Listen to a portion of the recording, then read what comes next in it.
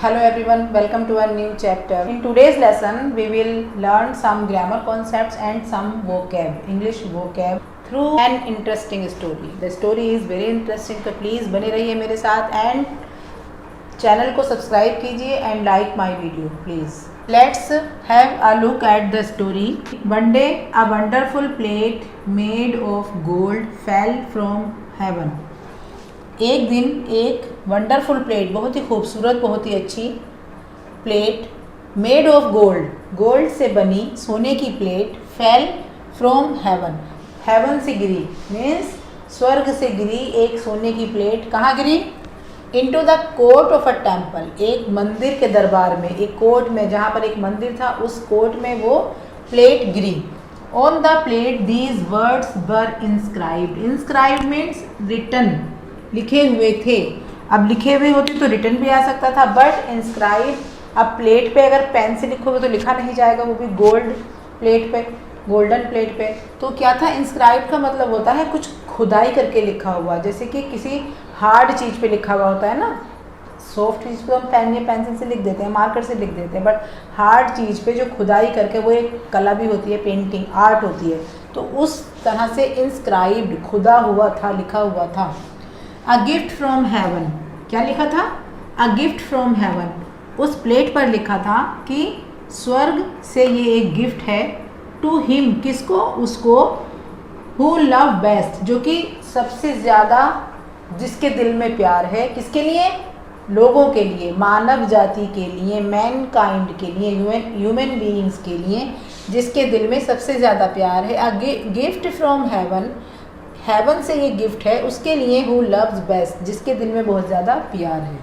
The priest at once made a proclamation, priest पुजारी, जो मंदिर का पुजारी थे, जो मंदिर का पुजारी था, उन्होंने क्या किया? At once means at that time only, उसी टाइम, इंस्टेंटली, उन्होंने प्रोक्लेमेशन मीन्स अनाउंसमेंट, एक अनाउंसमेंट, उसी टाइम ही made an announcement that the person who would like to claim, जो भी इस क्लेम को पूरा करेगा, जो भी इस क्लेम को दावा करता है कि उसके दिल में बहुत ज़्यादा प्यार है मानव के लिए, लोगों के लिए, और जिसका दिल बहुत ही काइंड है, बहुत ही काइंड हार्टेड है, जो उसके लिए, शुड असेंबल, उसको आ जाना चाहिए, उसको इकट्ठा हो जाना चाहिए, आ जाना चाहिए. At the temple to have their kind deeds, deeds काम, जो उसके अच्छे काम हैं, जो उसके लोगों को अच्छे लगने वाले, लोगों पर जो उसने दया की है, वो वाले जो काम हैं, काइंड डीड्स, अच्छे काम. जज्ड, उनका फैसला होगा, जज मीन्स फैसला होगा, वो देखे जाएंगे, उन कामों को परखा जाएगा. I think it is clear to you. Means the person who would like to claim, जो क्लेम करना चाहता है, जो ये क्लेम करेगा कि मैं बहुत अच्छा हूँ, मैंने लोगों के लिए बहुत अच्छे काम किए हैं, I am a very kind hearted person, should assemble, उसको असेंबल, उन लोगों को असेंबल हो जाना चाहिए, असेंबल मीन्स कलेक्ट हो जाना चाहिए, at the temple to have their kind deeds, अपने अच्छे कामों को लेकर उनका फैसला होगा, मीन्स वो जज किए जाएंगे. Every day for a whole year, रोज़, डेली, ऐसा ही होने लगा पूरे साल तक. ऑल काइंड्स, सभी दयालु लोग, ऑफ होली मैन, और जो पवित्र लोग थे, जो चाहते थे इस चीज़ को, अच्छे काम जिन्होंने किए थे. हर्मिट्स, जो साधु संत थे, हर्मिट मीन्स साधु संत थे, और जो स्कॉलर्स थे, केम एंड रिलेटेड, आए और उन्होंने अपने अपने रिलेट किया, प्रीस्ट से मिले, उनको बताया देयर डीड्स, अपने काम के बारे में. ऑफ चैरिटी, जो उन्होंने आज तक की चैरिटी की है, जो आज तक उन्होंने, जो पुअर्स हैं उन पर जो दया की है, उनका जो भी जिसने अच्छा काम किया है, भले ही वो चैरिटी में किया हो और कोई भी काइंड वर्क जिन्होंने काइंड डीड्स किए हैं, वो सब बताने के लिए पूरे साल तक ऐसे ही उस मंदिर में आते रहे. At last they decided, at last in the end, उन्होंने डिसाइड किया. दे, हु आर दे कौन?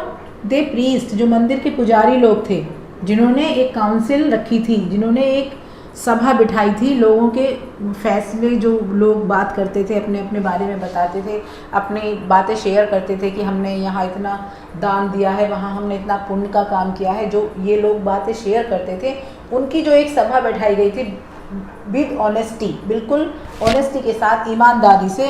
तो उन लोगों ने डिसाइड किया, they decided that the one who seemed, एक बंदा, एक पर्सन जो लगता था, सीम्ड मीन्स लगता था, जो दिखता था, to be the greatest lover of mankind, जो मानव जाति का, जो ह्यूमैनिटी का, जो मैनकाइंड का बहुत ज़्यादा, ग्रेटेस्ट मीन्स द ग्रेटेस्ट, सबसे ज़्यादा लवर, जिसने बहुत ज़्यादा महान काम लोगों के लिए किए थे, वॉज अ रिच मैन, वो एक रिच मैन था, एक अमीर आदमी था, who had that very year given all his wealth to the poor, wealth में सारी धन संपत्ति, उसने अपना सारा पैसा, सारा रुपया किसको दे दिया था?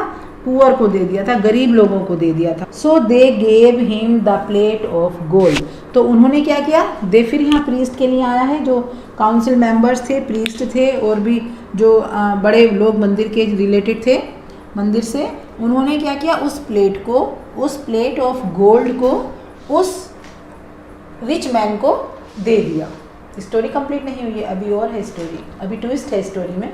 But when he took it, लेकिन जैसे ही, बट मीन्स लेकिन, वैन ही टुक, जब उसने लिया, इट किसके लिए आया है? इट आया है प्लेट ऑफ गोल्ड के लिए आया है।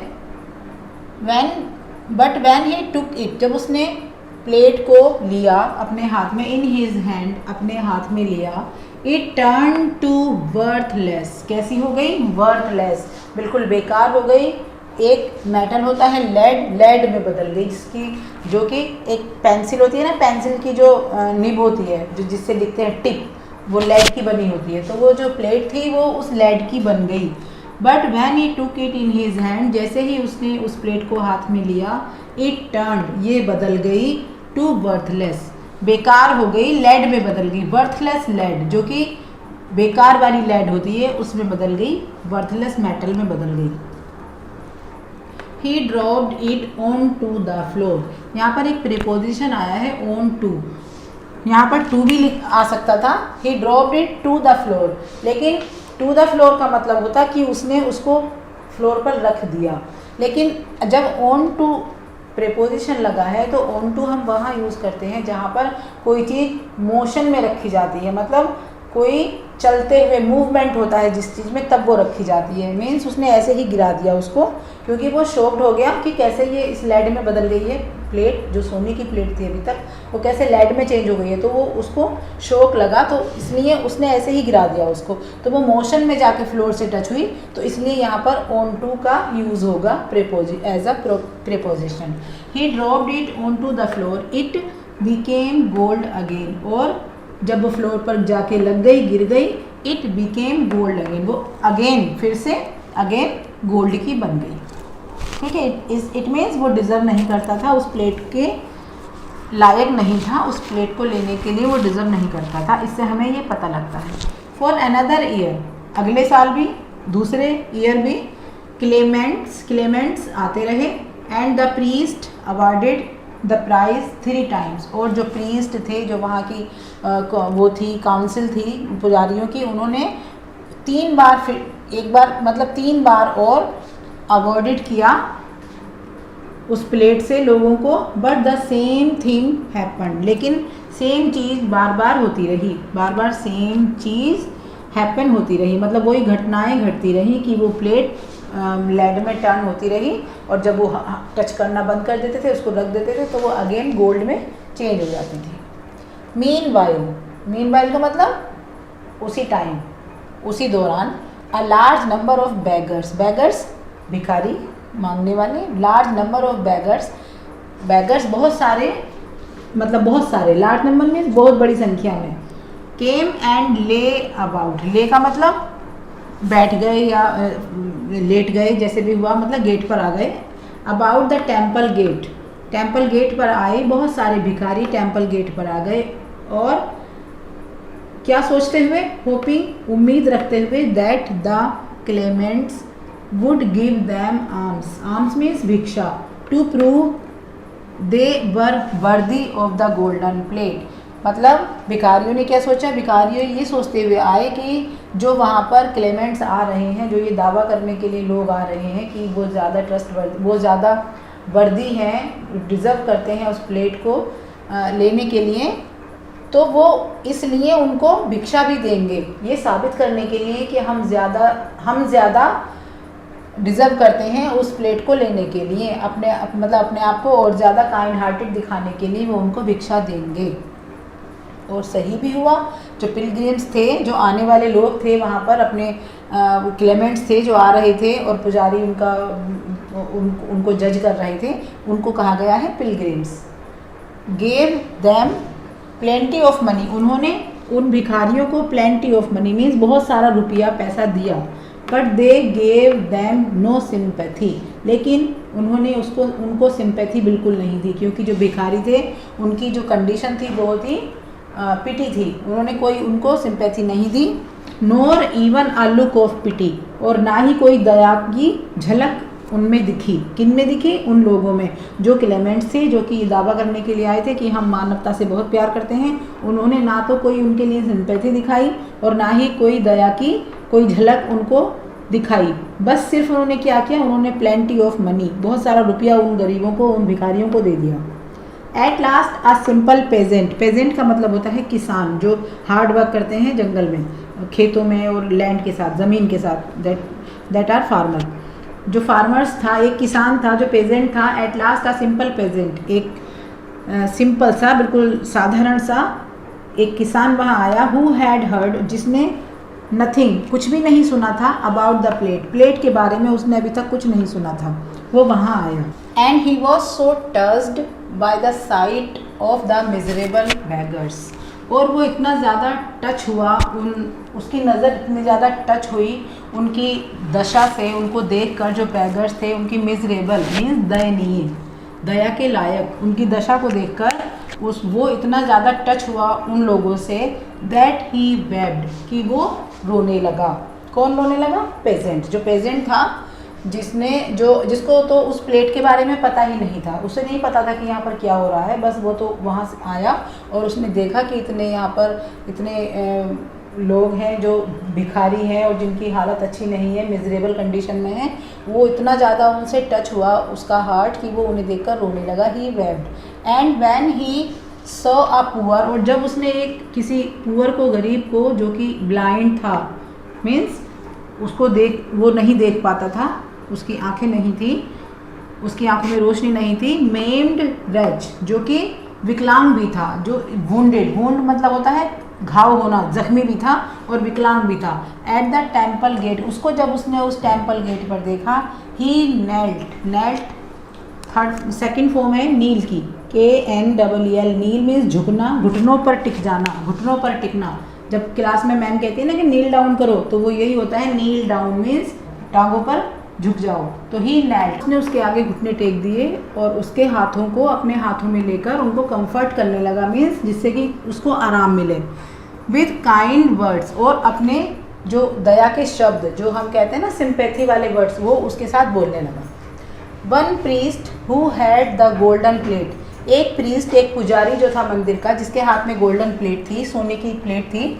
Seeing the peasant standing there, उसने उस पेजेंट को वहाँ खड़ा हुआ देखा, उस किसान को वहाँ खड़ा हुआ देखा। बैकन टू हिम, और उसने उसकी तरफ जाना, मतलब बैकन का मतलब होता है इशारा करना, कि उसको देखना या उसे बुलाना, इस तरह से कुछ इशारा सा करना। बैकन टू हिम, वो उसकी तरफ जाने की कोशिश करने लगा। The peasant came and knowing nothing, peasant वहाँ आया लेकिन उसे पता नहीं था, वो नहीं जानता था अबाउट द प्लेट, उस प्लेट के बारे में अभी वो कुछ नहीं जानता था, लेकिन उसने वो plate took it in his hands, अपने हाथों में ले ली। उसने वो प्लेट, जो प्रीस्ट था, उससे अपने हाथों में ले ली, लेकिन उसे उस प्लेट के बारे में कुछ पता नहीं था। At once it shone, shone shine की सेकंड फॉर्म है, shine, shone and shone. Shine means चमकना, हम सूरज के लिए लगाते हैं, सन शाइन्स, सूरज चमकता है, वैसे ही शोन मीन्स चमक गई। एट वंस एकदम से, जल्दी ही, एट वंस एकदम।